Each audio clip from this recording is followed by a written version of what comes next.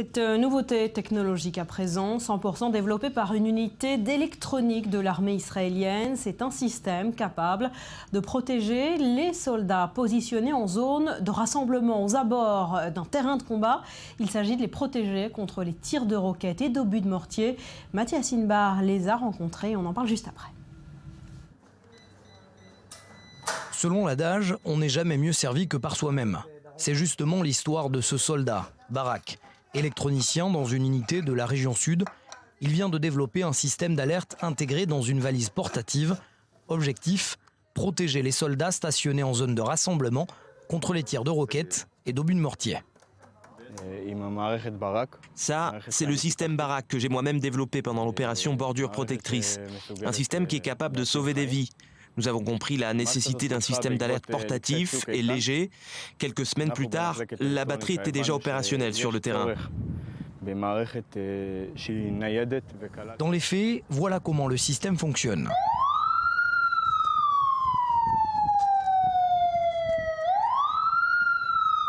La sirène couvre un diamètre de 300 mètres, ce qui est suffisant pour protéger tout un bataillon déployé sur le terrain. Il y aurait aujourd'hui plus d'une centaine de valises déjà prêtes. Il est capable de s'adapter à n'importe quel véhicule militaire qui se trouve sur le terrain.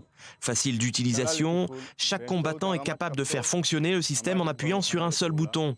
Il est lui-même relayé à un ordinateur au niveau national et en fonction de sa position, il sera déclenché une alerte en cas de tir de roquette ou d'obus de mortier.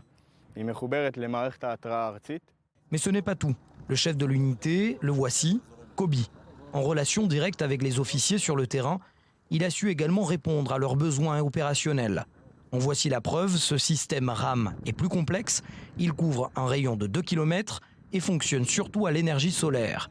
Pas besoin donc d'être branché à un générateur. Nous avons développé ce système pour répondre au plus vite aux menaces sur le terrain pendant l'opération Bordure Protectrice. C'est une production totalement israélienne dont le développement a été réalisé exclusivement au sein de l'armée. Nous avons choisi ainsi d'économiser plusieurs millions de shekels. Une batterie portative Barak coûte 15 000 shekels à l'armée contre 80 000 auprès de sociétés externes. La batterie RAM coûte 150 000 shekels contre plusieurs centaines de milliers de shekels en externe. 9 soldats israéliens ont été tués au cours de l'opération Bordure Protectrice après avoir été touchés de plein fouet par un obus de mortier alors qu'ils étaient en zone de rassemblement à la frontière avec Gaza. Kobe et Barak l'affirment, ces nouveaux systèmes d'alerte devraient considérablement réduire le danger. Voilà, Mathias Inbar, ce sont des drames, on le rappelle, qui ne remontent pas qu'à l'opération Bordure Protectrice. Ça a lieu souvent lors de conflits. Complètement. Revenons à l'année 2006, seconde guerre du Liban. Kfar Guidadi, c'est un village en Galilée. Une roquette Katyusha est tirée depuis le Liban en direction de ce village-là. Et à l'intérieur se trouvent plusieurs centaines de réservistes. 12 réservistes de l'armée israélienne sont touchés de plein fouet par ces roquettes. Et puis revenons donc à Bordure Protectrice, 2014, en moins de 48 heures, 9 Israéliens, plusieurs dizaines d'autres sont touchés de plein fouet, tout simplement parce qu'ils se retrouvent dans une zone de rassemblement entre deux villages. Ils n'entendent pas les alertes qui retentissent dans ces villages, en l'occurrence un à Kerem Shalom, le deuxième à plus au nord entre Nahal Oz et Kfar Aza, et ils sont donc une proie facile parce que presque statique, voilà, pour finalement des totalement exposés. Exact, ils ne sont pas en zone de combat. Ouais. Et qui sont à l'intérieur du territoire israélien, il faut le rappeler, c'est important. Exactement. Alors pourquoi ce système est-il révolutionnaire ?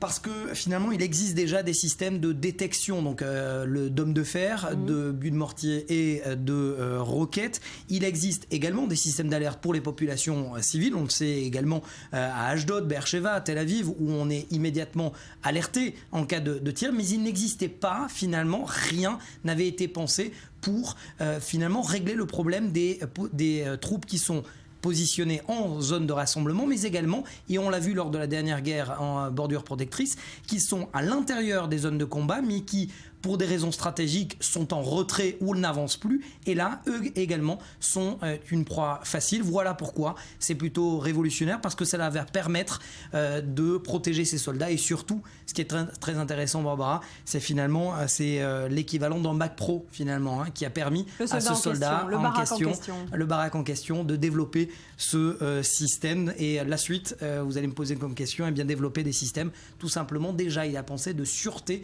pour éviter des infiltrations de terroristes dans des camps d'entraînement.